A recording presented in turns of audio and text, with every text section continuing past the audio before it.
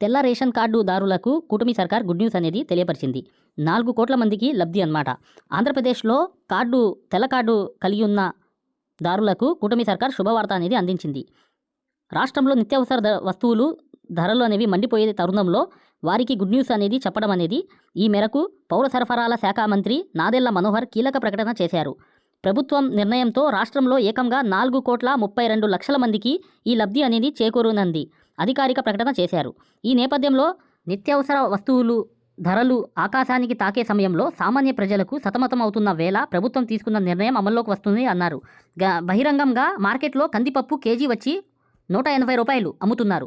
దాన్ని నియంత్రణ చేసి 160 రూపాయల నుంచి 150 రూపాయలకి తగ్గించి అందించిన ప్రభుత్వం ఇప్పుడు మరింత తగ్గించింది. తెల్ల రేషన్ కార్డుదారులకి కేవలం 67 రూపాయలకి కిలో కందిపప్పు అనేది అందించనున్నారు. పంచదార అనేది అర కేజీ కేవలం 17 రూపాయలకి అందజేయనున్నారు.